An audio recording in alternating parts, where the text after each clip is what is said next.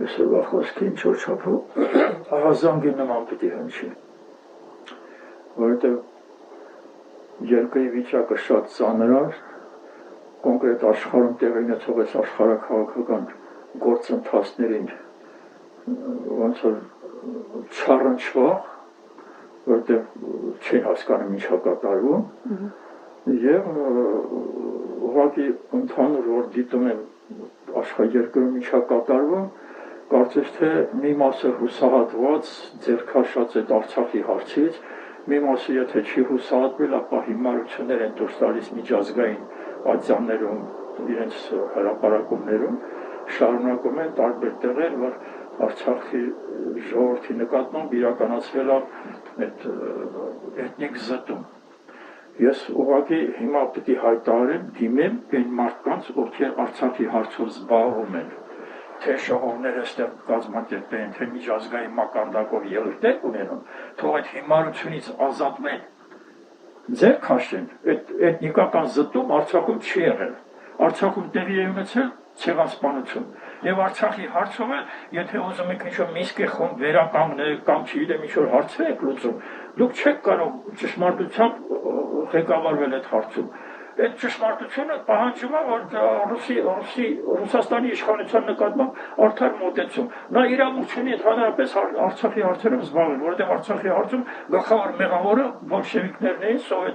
Սովետ միության ստեղծած խնդիրն է եւ Սովետ միության, այսպես ասած, իրավահաջորդներ այսօրվա Ռուսաստանի իշխանությունն է։ Նրանք իրավունք չունեին, իսկ այդ Մինսկի խմբի վերաբերյալ խոսակցություններն էլ ձեր մակարդակով անիմաստ է, որովհետև Մինսկի խմբի անդամների հետ հարկավոր է այն մակարդակով խոսել, ինչպիսին, ասենք, Թումանյանն ու Նժդեհը կարող էին անել եւ նրանց, այսպես ասած, իրենց տեղը ցույց տալ։ Եվ այստեղ շատ կարեւոր է, որ հասկանանք ընդհանրապես այդ բոլոր քաղաքական դաշտում գործիչները, թե կլինեն առանձին կուսակցություններ, թե խմբավորումներ, եթե չունեն, ընդհանրապես չունեն ազգային գաղափարախոսություն, ազգային արժեհամակարգ, երկուսն էլ փիլիսոփայորեն եւ գիտականորեն հիմնավորված, որևէ հարց չեն կարող լուծել ազգի շահերից, մեր հայրենիքի շահերից բխող։ Եվ մեր բոլոր պարտությունները այս տարբեր ժողովներում բանում խոսում են քաղաքականապես մենք պարտվել ենք, քաղաքականապես պարտվել ես, որովհետև գաղափարախոսություն չունես։ Վերջը այսօր մենք հիշում ենք, որ մարտի 16-ն է եւ մարտի 16-ին 21 թվականի մարտի 16-ին ռուս-թուրքական պայմանագրով Արցախը հուլիսի 5-ի որոշման պատրվել վերջը Նախիջևան արևմտյան Հայաստանի մարզեր տվել են թուրքերին։ Այսօր այդ օրը հիշելը պիտի նաև մեզ ինչ-որ չափով համեմատության մեջ դնի։ Այսօրվա վիճակը, այս պայմանագիր, խաղաղության պայմանագիր ստորագրելու որ տանում է, այդ ոնց որ կրկնությունը լինի 21 թվականի բանի։ Փաստորեն Նիկոլը կամ մի ընկած հրեշտակի սրբազան կամ չգիտեմ հարազատ զավակն է, ուզում է հանձնի, Հայաստանն էլ հանձնի, Արցախը հանձնեց եւ քանի որ Լևոնի օրոք էր սկսվել այդ process-ը հանձնելու։ Եվ ինքն էլ Լևոնի աշակերտն է, նա չի հասցրել ամբողջությամբ Արցախը հանձնի, առանձնացրել է, որ ասում բաժանիր, որ դիրես։ Բաժանեցին, իրականացրին, այդ եկավ հանձնեց թուրքին հիմա։ Հիմա ուզում են այս Հայաստանն էլ հանձնեն, առանց ժողովրդի կամքը հարցնելու, այս պայմանագիրը կապիտուլյացիայի պայմանագիր է։ Նա չի ստորագրի, քանի դեռ մի պայմանը դեռ չի կատարել։ Այդ մի պայմանը բանն է։ Այդ սահմանադրությունը փոխելն է։ Նա ասում է Հայաստանը արևմտյան Ադրբեջանն է եւ պիտի իրենց պատմական տարածքն է պիտի վերադարձնի։ Եվ այդ սահմանադրությունը ըստ երևույթին միջև չհարմարեցնի արևմտյան Ադրբեջան հասկացության հետ, ուրեմն ոչ մի պայմանագիր չի լինելու։ Չի ստորագրի Ադրբեջանը, բայց եթե տեսնի շատ է ձգձգվում այդ հարցը, կհարձակվի։ Հիմա եթե պիտի ինչպես Արցախում հարձակվեց, հարցը լուծեց։ Եթե հարձակվի, ինչ անելու Հայաստանում։ Այսօրվա այդ վարչապետ կոչվածը, որ ժողովրդի մոտ հեղինակություն չի, հեղինակազրկված մի բան է։ Մենակ իր թայֆայի համար է նա հեղինակություն։ Երկրում են, գործում են բազմաթիվ կուսակցություններ ու բազմաթիվ շարժումներ, համահայկական շարժումներ։ Առնվազն մի 5-6-ը ես գիտեմ։ Այդ համահայկական շարժումները կարելի ասել ազգի դեմ, մեր հայրենիքի դեմ գործող շարժումներ են։ Եթե միասնություն չկա, միաբանություն չկա, գաղափարախոսություն չկա, որի շուրջ պիտի դրանք համախմբվեն, ամեն մեկը իրեն Նապոլեոնի տեղ դրած գործում է ուղղակի։ Բայց հիմա ես ասում եմ, եթե գաղափարախոսություն չունեք, փիլիսոփայորեն գիտականորեն հիմնավորված, որի շուրջ պիտի համախմբվի այդ եւ համախմբվեն այդ շարժումները, մի շարժում պիտի դառնա։ Հայ ժողովրդի ազգային ազատագրական պայքար պիտի սկսվի։ Եվ այդ ազգային ազատագրական պայքարը պիտի հիմնավորված լինի։ Թե միջազգային օրենքներին համապատասխան, թե ավելի վեր, այն եղբայրության գաղափարներին համապատասխան։ Մեր փրկությունը պիտի լինի մեր միաբանության մեջ, բարձրագույն ուժերի պլաններին համապատասխան։ Եթե դրանից տեղյակ չեն, ես պատրաստ եմ օր ու գիշեր ներկայացնելու։ Այդ ուժերի օգնությամբ եղել, որ Ամերիկան Ամերիկա է դարձել։ Ասել եմ մի քանի անգամ տարբեր առիթներով ներկայացրել եմ, բայց նորից կարող եմ հիշեցնել Ռուզվելտը, որ նախագահ դարձավ, իր հետ հանդիպել են ռերեխները եւ նրան նամակներով էլ փոխանցել են այդ բարձրագույն ուժերի առաջարկությունները, օգնությունը, նրան եւ տնտեսական, եւ քաղաքական, եւ ռազմական գործեր, եւ նաեւ իր հիվանդության վերաբերյալ առողջական վիճակի վերաբերյալ։ Եվ կոնկրետ այդ ժամանակ նրանց որ օգնել են եւ նաեւ առաջարկել են, ասում եմ, Գերմանիան հարձակվել է։ Ես այդ ասում եմ 34-35 թվականների նամակների մեջ է գրված Ելենա Ռերիխի, որ Ռուզվելտին գրել է, որ ուսուցիչները այս առաջարկություններն են անում ձեր երկրում ինչ-որ բաներ կարգավորեք։ Ռուզվելտը միակ նախագահն է ամբողջ ԱՄՆ-ի պատմության մեջ, որ 4 անգամ ընտրվել է որպես նախագահ։ Եվ հիմա նրան օգնել են եւ նրան ասել են, որ Գերմանիան հարձակվել է Սովետ միության վրա, բայց նա պարտվել է։ Բայց ուզում են, որ դուք երկրորդ շակատ բացեք, ոնց որ ասած այդ հաղթանակը ավելի հեշտացնելու համար, որ շատ մեծ զոհեր չարվի։ Եվ այդպես էլ եղել է։ Սովետ միության այդ հեղափոխությունից հետո Սովետ միությունը որ ստեղծվեց, ուսուցիչները փորձեցին 26 թվականին փորձել են հանդիպել են երկրի ղեկավարների հետ, ռերեխները, նրանց այսպես ասած վրապերը ռերեխներն են, Նիկոլայ Ռերեխը հանդիպել է Սովետ միության ղեկավարների հետ։ Նրանց առաջարկությունը բանը, որ պատրաստ են օգնելու, որ իրանց այդ բռնած ուղին ճիշտ լինի, սոցիալիստական ուղին։ Նրանք չեն ընդունել, նույնիսկ այն ժամանակվա այդ անվտանգության գծով ղեկավարի Ձերժինսկու հրահանգն ա եղել ձերբակալ են Ռերիխին։ Եվ այդ օրերին, ինչպես ա եղել, որ նա մահացել է, գուցե ուսուցիչների միջամտությունը իր սխալ գործունեության համար, չգիտեմ, բայց նա մահացավ եւ այդ հողարկավորներով զբաղված ուշադրությունը շեղել են Ռերիխից, հասցրել է Սովետի տարածքից դուրս գա։ Հիմա մենք որ շարժումը սկսել ենք առաջին պատերազմում, այդ ժամանակ էլի օգնություն եղել է իրենց ծրագրերի մեջ է մտնում ժողովրդների ազատագրական շարժումներ։ Եվ այդ ազատագրական շարժումները, ազատագրական պայքարներին իրենք իրականացնողներին իրենք օգնում են։ 91-94 թվականների այդ պատերազմին մեզ օգնել են։ Հիմա այս աշխարհում տեղի ունեցող գործընթացները, աշխարհաքաղաքական կասեն, թե չգիտեմ, համաշխարհային պատերազմի երևույթներ կասեն, սա գաղափարական պատերազմ է էլի։ Այդ գաղափարական պատերազմում տեսնում ենք, որ եթե բոլոր արևմտյան Եվրոմիությունի բոլոր պետություններով ԱՄՆ-ի հետ պայքարում էին, միացած Ուկրաինայի հետ պայքարում են Ռուսաստանի դեմ, հանկարծ կտրուկ փոփոխություններ եղավ այս Տրամպի նախագահ դառնալու, իր պաշտոնին անցնելու պահից։ Միգուցե արևելի այդ բարձրագույն ուժերի միջամտությունը կա, չգիտեմ, չի բացառվում, որ նա գտնում է, որ Ռուսաստանի հետ պետք չի պայքարել, Ռուսաստանը ճիշտ է եղել եւ բացատրում է, թե ինչով է ճիշտ եղել։ Նա ասել է, որ մեր Եվրոպայի հետ, ՆԱՏՕ-ի հետ, չգիտեմ, Ամերիկայի ղեկավարության հետ պայմանավորվածություններ են եղել, որ ՆԱՏՕ-ն չպիտի տարածվի դեպի Ռուսաստանի սահմաններ, Սովետի սահմաններ, հետո Ռուսաստան դարձած արդեն դրանից հետո այդպիսի պայմանավորվածություններ ա եղել։ Բայց ուզում էին Ուկրաինան էլ մտցնեն ՆԱՏՕ-ի մեջ, Վրաստանն էլ են ուզում, բանն էլ մեծ բարձան հանրապետություններն էլ մտան, չէ կոնկրետ Հայաստանը, բանը, ասիկն ՆԱՏՕ-ն արդեն եկել էր բանի սահմաններին, Ռուսաստանի սահմաններին։ Եվ Թրամփը հենց այդ փաստերն առաջ բերում, ասում նախորդ այդ իշխանությունները սխալ են արել, որ Ռուսաստանի, Ուկրաինան էլ, Անգլիան էլ, Եվրոպան էլ, Եվրոմիությունն էլ, Ամերիկայի հետ ղեկավարությունը ամեն ինչ անում են, ձեզ զենք էլ կտանք, փող էլ կտանք եւ տալիս են, որ Ռուսաստանի դեմ իրաց նպատակը Ռուսաստանը վերացնելն էր։ Բայց հիմա Թրամփը ասում է, չէ, Ռուսաստանը չի վերանալու, չպիտի վերանա։ Մենք պիտի Ռուսաստանի հետ, Չինաստանի հետ համագործակցության եզրեր փնտրենք։ Եվ Ուկրաինային արդեն ոնց որ ինքը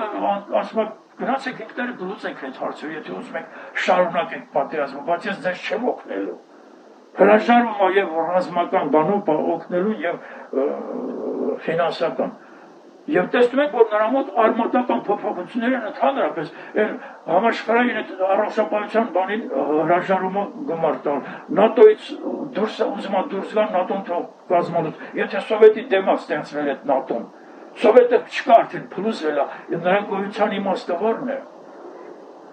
Եվ ասում է առանց Ամերիկան նախաձեռնող եղել, որ ստեղծել են։ Հիմա Ամերիկան չկա եւ դուրս գա քանդվել է։ Եվրոմիությունից է, տեսնում եք, որ Եվրոմիությունն էլ է կազմալուծման ճանապարհին։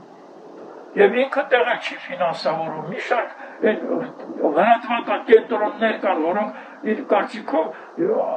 աշխարհի տարբեր երկրներում հեղաշրջումներ են անում, լրատվական բանում այդ պետությունների շահերի դեմ բաներ են գործում։ Կոնկրետ Եվրոմիության կամ ՆԱՏՕ-ի կամ ԱՄՆ-ի դիրքերը ամրապնդելու համար, Սովետի շրջապատում բանում։ Եվ հիմա նրա մոտ արմատական փոփոխություններ են նկատվում։ Ես փաստեր չունեմ, որ ասեմ, հաստատ վերին ուշերից նրան առաջարկել են Ռուսաստանի դեմ նման բաներ չձեռնարկեն, որտեղ Ռուսաստանը այդ ուսուցիչների հսկողության տակ է եւ օգնության տակ է։ Ուրիշ բան է, որ դեռ էլ խնդիրներ կան։ Եվ այդ կարևորագույն խնդիրներից մեկը գուցե հենց նրանց նախագահն է, որը ես միշտ ասել եմ, նա գործում է ոչ միայն մեր դեմ, Պուտինը գործում է, իր իշխանությունը գործում է ոչ միայն մեր դեմ, այլ իր ժողովրդի, իր երկրի շահերի դեմ։ Բազմաթիվ մտավորականներ, գիտնականներ ասում էին, որ բանը այս Պուտինը մեր իշխանությունները ասում են չեն հասկանում, որ Թուրքիան ու Ադրբեջանը մեր բարեկամները չեն, մեր թշնամիներն են։ Հիմա այս վերջին գործողությունները մեծ աշխարհաքաղաքական պրոցեսներում Թուրքիան ու Ադրբեջանը ցույց տվեցին, չէ՞ իրանց դեմքը, որ իսկապես Ռուսաստանի հետ չեն, այն պայմանագրերը բանը կեղծ էին, եւ հիմա իրանց դիմակը պատրվեց եւ Ռուսաստանը հասկանում է, հիմա Ռուսաստանը Ուկրաինայի հետ հարցերը լուծելուց հետո անցնելու Ադրբեջանի Թուրքիայի հետ։ Այդ Թուրքիայի հարցի լուծումը դեռ Թումանյանն է ասել, որ Թուրքիայի հարցը լուծելը մեր ցեղասպան երկրի պետության հարցերը լուծելը Ռուսաստանը։ Ասել է, բազմաթիվ պատերազմներ եղել ռուս-թուրքական եւ միշտ Ռուսաստանը, որ պայքարում էր դրա դեմ, Ռուսաստանի դեմ հանդես էին գալիս Ֆրանսիան ու Անգլիան։ Ֆրանսիան ու Անգլիան միացած պահանջել են հետ կանգնել բանից Ռուսաստանը։ Եվ վերջնական կործանման չի Մարգարեություններ կան, որ Թուրքիան պիտի վերանա, բայց ոնց պիտի վերանա, եթե բոլշևիկները իրաց հերթին են երկրորդ շնչառություն տվել, կյանքը երկարացրել։ Հիմա էլ Նիկոլնա դրանց հետ բարեկամություն ուզում ունի, էլի շնչառություն տան նոր նրանց տնտեսությունը բանը։ Տեսնում թուրքական ապրանքներով Հայաստանը լցրել են, նրանց տնտեսությունը պիտի զարգանա, մեր արտադրողները պիտի խեղճանան, իրենց արտադրությունը չպիտի վաճառվի։ Այսինքն տնտեսապես նրանց զարգացնում են։ Եվ դա հայանկործան ճանապարհի բանն է։ Եթե ինչպես նշտերն ասում, դա այդ վաղուց ես ասում եմ, ես 30 տարուց ավել ասում եմ, որ Թուրքի նպատակը, թուրք ասելով ես նկատի ունեմ եւ Թուրքիան եւ Ադրբեջանը։ Ինձ համար մենք արցախցիներիս համար նրանք թուրքեր են։ Եվ այդ թուրքի նպատակն է Հայաստանը վերացնի հայաթափանի կամ կոտորելով կամ արտագաղթ կազմակերպելով եւ նրանց նպատակը մեծ թուրան ստեղծելն է։ Եթե ես 30 ավելի քան 30 տարի առաջ ասել եմ նրանք Ղարաբաղ, Զանգեզուր եւ այլ ծրագրեր ունեն, այս վերջին տարիներին ըստ երևույթին մի քիչ զարգացել է բանը այդ հարցերում Ալիևը եւ Թուրքիայի Էրդողանի առաջարկել է Զանգեզուր ասած հասկացությունը մի քիչ դրանից հրաժարվեն այդ ծրագրից, որովհետեւ այդ ծրագիրը մտնում է մեծ բանը արևմտյան Ադրբեջան ծրագրի մեջ։ Միանգամից արևմտյան Ադրբեջանը ուզում ստեղծի։ Հիմա եթե Ալիևի պահանջները, այդ իր պահանջները այդ պայմանագրի մեջ դրած, որ Ադրբեջանի դեմ հայցերը բանը ինչ որ եղել է հետ վերցնի եւ հետագայում էլ չբողոքարկի։ Բայց ցեղասպանը պետության, եթե իր գոյության ամբողջ ընթացքում մինչև հիմա անընդհատ ցեղասպանություն է իրականացրել մեր նկատմամբ։ Եվ այդ ցեղասպանության վերաբերյալ կոնվենցիան, որ ասում է անունը պահանջում է, երկու խնդիր լուծի, ցեղասպանության հանցագործությունը կանխելու եւ պատժելու համար։ Հիմա կանխելու համար առիթը բացահայտ է։ Ասում արևմտյան Ադրբեջանը Հայաստանը եւ պիտի դա իրականացնի։ Եթե ոչ սահմանադրությունը բանը փոխելով դարձնի արևմտյան Ադրբեջանի սահմանադրություն, ապա հարձակվելու է ինչպես Արցախի վրա հարձակվեց։ Եվ այս իրավիճակում պիտի կարողանանք հասկանալ մեր խնդիրը ո՞րն է այսօր երկրում, այս կործանվող ճանապարհի վրա, մենք կործանման ճանապարհին ենք, Հայաստանը կործանման ճանապարհին է։ Կործանման այն իմաստով, որ նրանք ծրագիր ունեն մեզ ոչնչացնելու, մենք չունենք դրանից պաշտպանվելու ծրագիր եւ բանակ, եւ ունենք տարանջատված անմիաբան մի հասարակություն։ Բազմաթիվ այսպես ասած համահայկական շարժումներ, որ կան գոյություն ունեն եւ բազմաթիվ կուսակցություններ։ Եվ դրանց միաբանող որևէ բան առայժմ քաղաքական դաշտում չի երևում, ինչը պիտի միաբանի։ Ես կոչ եմ անում այդ համահայկական բոլոր շարժումներին, ինչքան որ կան,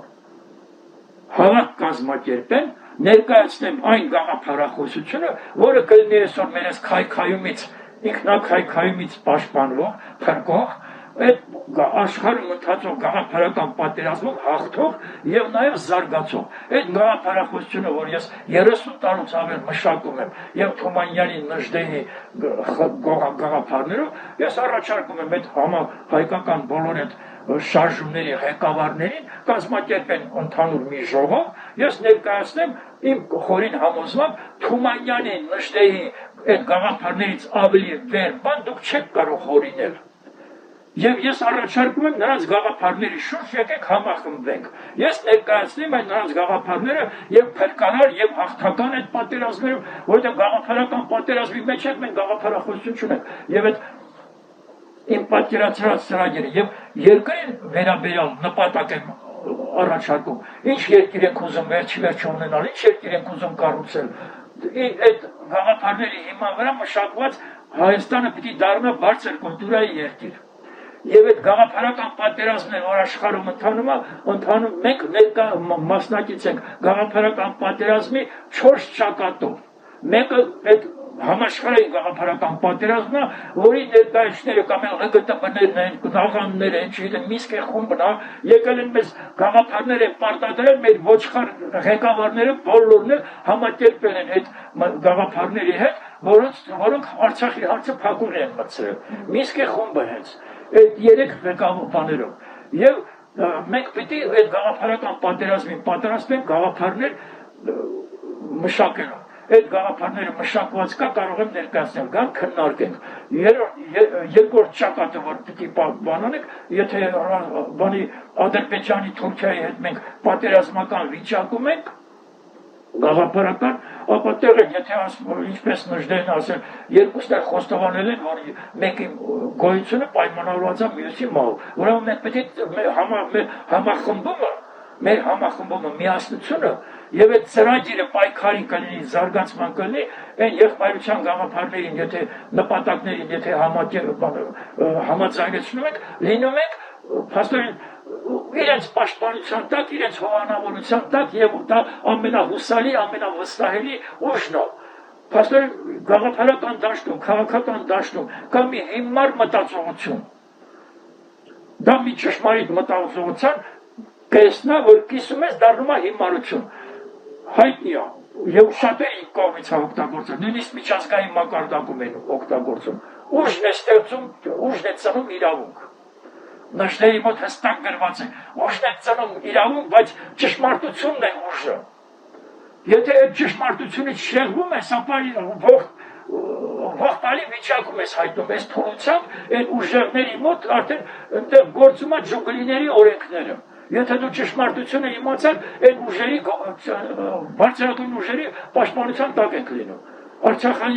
առաջին պատերազմը վառ օրինակ, ես կարող եմ օրինակներով բացատրեմ, ինչպիսի միջամտություն եղան, ինչպիսի օգնություն եղան։ Հիմա այդ երկրորդ ճակատի մասին ասեցի։ Երրորդ ճակատը մեր ներքին, այսպես ասած, թուլություններն են, անմիաբանությունը, եսականությունը, շատ են։ Այդ անմիաբանությունը, եթե բաներ չկա, գաղափարախոսություն չկա, միաբանվի բան, այդ ժողովրդին հեշտությամբ է, որ բանը հեչատ կար, չէ, դպրոցում ենք անցել, Ցախավելի հեչատը։ Առանձին կարող են հեշտությամբ ջարդել, միասին չի ջարդում։ Եվ հիմա այդ միաբանվելու ժամանակն է։ Միասին մենք չենք կարող, այդ առանձին չենք կարող արտաքին ուժերի, այդ խոսքն էլ կա, թե Նժդեհի մոտ, թե Հայկ Ասատրյանի, թե Ագնի Յոգայի մոտ։ Մինչև ներքին ինքնահաղթահարում չլինի, արտաքին ոչ մի հաղթահարում չի լինելու այդ ուժերի դեմ։ Ուրեմն մեր ներքին ինքնահաղթահարումը, բայց այդ ներքին ինքնահաղթահարումը եւ այդ ներքին ուժերի, այսպես ասած, համախմբումը էլի Նժդեհի, Թոմանյանի եւ Ագնի Յոգայի հիման վրա հասկանում ենք, որ այդ սկզբունքները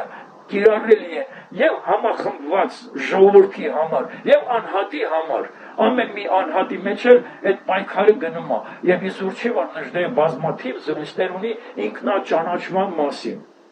այդ ինքնաճանաչմամբ թե ազգի թե անհատի իմանում ենք ներքին թաքնված ուժերի գոյության մասին եւ այդ ներքին թաքնված ուժերը թե անհատի թե ժողովրդի բացահայտելուց հետո մենք կիրառելով դրանք հզորանում նախ գիտակցում է եւ դրա կիրառումը բերում է մեզ միայն հաղթանակ պատրաստ են գիշեր ցերեկ այդ բանը ներկայացնել այդ ծրագիրը եւ կոնկրետ առաջին գոնե մի հավաք կազմակերպել այդ առաջարկում եմ այդ համահայկական ինձ հրավիրում են մասնակցում եմ ներկայ եմ լինում բան տեսնում խայտարակ վիճակ ուղղակի չունեն ոչ գաղափարախոսություն ունեն ոչ ազգային արժեհամակարգ ունեն ազգային արժեհամակարգի համար են չունեն բայց խոսում են թութակի պես կրկնում են մեր ազգային արժեհամակարգ ոչ ոք չգիտի այդ ինչ բան է Նժդեհը տվել է բանաձևը, որով ստեղծում է այդ ազգային արժեհամակարգը։ Իսկ այդ ազգային արժեհամակարգը առանց այդ տված փիլիսոփայության հնարավոր չէ լուծել։ Իսկ այդ փիլիսոփայությունը ոչ մեկը չի տիրապետում դրան։ Ոչ մի քաղաքական կուսակցություն, գաղափարը այդ շարժում եւ նույնիսկ մեր փիլիսոփաներն են հեռու դրանից։ Իսկ Նժդեհը ասում է, մեր ճշմարիտ մտավորականները պիտի անցյալից արժեքներ բերեն էպոսը, առաստելները, բանը, հիսությունը բանը, արդիական փիլիսոփայության լույսի տակ դնեն։ Այդ արդիական փիլիսոփայությունը են ուսուցիչներին տված այդ ագնի յոգա ուսուցումը, որին տիրապետելով այսքան բաները կարողացել եմ հասկանալ թե Թումանյանի մոտ, թե Նժդեի մոտ, եւ թե այսօրվա աշխարհային գաղափարական այդ պատերազմի բովանդակությունը իմանալու։ Հիմա վերջին որպես խոսք պիտի ասեմ, մեր փրկությունը ճշմարտության շուրջ համախմբվելն է։ Ճշմարտության շուրջ բոլոր այն ամբողջ ասեմ այդ ներքին պայքարը որ պիտի լինի մեր ներքին Հայաստանում եւ երկու պիտի ճշմարտությամբ ղեկավարվենք իսկ բանը այդ Քրիստոսն ասել է ես ծնվել եւ աշխարհ եմ եկել ճշմարտության մասին վկայելու համար ես կարող եմ իրան կրկնել նույն բանը ասել ես էլ եմ դրա համար ծնվել աշխարհ եկել ըստ երևույթին եւ Աստվածաշնչում գրված է ճանաչիր ճշմարտությունը եւ այն քեզ կազատի Եվ մի շարք այսպիսի արտահայտություններից հետո սկսում ենք հասկանալ Նժդեի այն կարևոր խոսքը, որ ասել է Հայաստան եւ ճշմարտություն, ահա իմ աստվածությունները։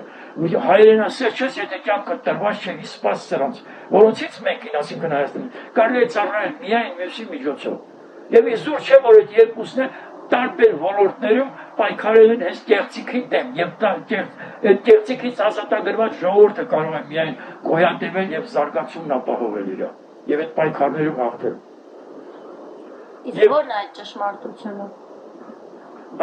Շատ բնական հարց, որովհետեւ շատ դերն են ասում, այդ հարցը տալիս ասում, ամեն մարդ ունի իր ճշմարտությունը։ Իրոք այդպես է, ամեն մարդու ճշմարտությունը իր գիտակցության մակարդակով է որոշում։ Բայց Նժդեը ամեն մեկի մակարդակով չի ասել։ Ինքը բարձրագույն իրաց Թումանյաններ, Նժդերներ ապրել են եւ գործել են այս տիեզերական գիտակցական մակարդակում, այդ կյանքով։ Դրա վկայությունը բազմաթիվ է, փաստերը բազմաթիվ են։ Եվ Աղայանն ասում է, ճշմարիտ է այն, ինչ համընկնում է տիեզերական օրենքին, ինչ որ դրա հետ չի համապատասխանում, պիտի համարենք կեղծ եւ դնենք մի կողմ։ Սովետի փլուզումից հետո մեր մտավորականները, գիտնականները, փիլիսոփաները, կրոնավորները այդ սովետի մարքսլեինյան, նյութապաշտական, աթեիստական գաղափարախոսությունից դեռ չեն հրաժարվել, չնայած պաշտոնապես ինչ-որ գրավոր ինչ-որ բաներ երբեմն գրվել է, բայց այդ աշխարհայացքով են ապրում։ Եվ դա այն կեղծիքն է, որի շուրջ պետք է լուրջ քննարկում լինի եւ գտնենք այդ տիեզերական օրենքները, որը այդ ագնիոգան տալիս է, բազմաթիվ են։ Կարելի է դրանց շուրջ խոսել, հասկանալ եւ մեր Թումանյանի Նժդեի գաղափարների, այսպես ասած, ուղղությամբ երկիրես վիճակից հանել։ Դա փրկություն է մեզ համար։